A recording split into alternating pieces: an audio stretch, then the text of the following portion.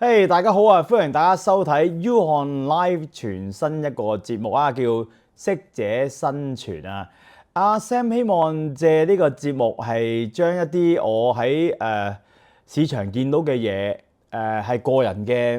嘅意見，想同大家一齊分享。亦都大家睇下點解Sam 會 develop 呢個 U On Live 平台，其實都係一啲叫做適者生存嘅工具，希望大家能夠睇闊啲，或者改變下自己，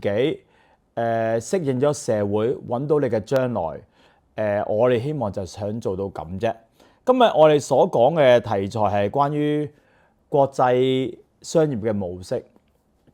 呢樣嘢我就因為我每個禮拜都係外國 travel， 其實我都了解緊。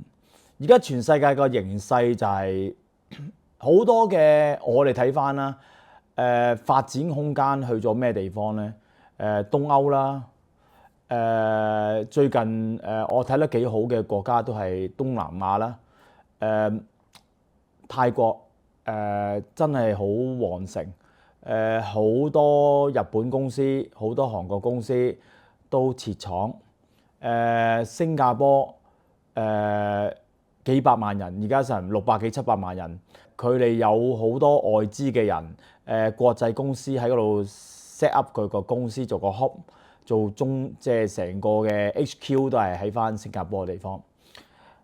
印尼意想不到，差唔多3億人，全世界第4大嘅人口國家。我見到好多中國嘅工廠搬去呢啲地方，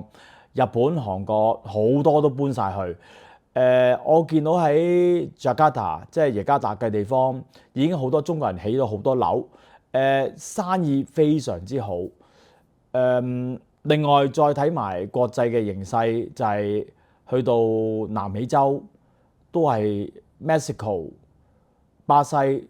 都係我睇緊呢幾個3個部分係最好。國際形勢係轉變緊，個個根據佢嘅地方嘅經濟環境去投入。我去過波蘭，最近見到波蘭係成個 GDP 全歐洲第5大。大家都估唔到價錢平，好多工廠移落去，好多外資入咗去裡面。所以我都同大家講，哇！如果你真係而家要去做一個外國嘅市場嘅生意，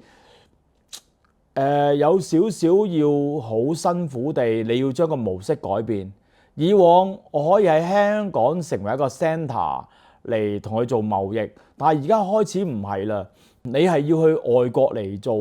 你開你嘅公司，去嗰度揾 partner 一齊合作，因為全世界嘅生意都唔希望外國嘅公司嚟處理，佢哋好想有 local 本地嘅人，所以你一定要同本地嘅人合作咗，你先可以發展到空間。所以做國際生意比以往嚟講個成本係貴咗好多，所以我覺得你想做一個生意嘅發展，你去到外國，除非你資金好大，你就會長期喺外國嘅地方去飛過去嚟做呢個生意。所以我點解會同好多人講，就係好多人如果佢冇做國際視野嘅生意，亦都冇做開國際嘅生意，我覺得你要留翻喺翻香港做，因為香港呢個地方冇政治嘅因素，冇 currency 嘅問題，亦都其實香港有個彈丸之地，係好多人好多需求，只係你能唔能夠俾到佢哋咯。所以我覺得 U On Live 呢個平台可以俾到好多人，佢自己能夠喺小區經營發展佢嘅生意，而國際個商業模式變到咁，比以往嚟講，比幾十年前你要做一個國際嘅生意係難咗好多啦。嗱，呢個係我自己個人嘅意見。如果大家對以上我所講嘅意見有咩疑問啊，有咩問題呢 send 過嚟 info@uonlive.com。今日時間差唔多啦，多謝大家收睇，拜拜，拜拜。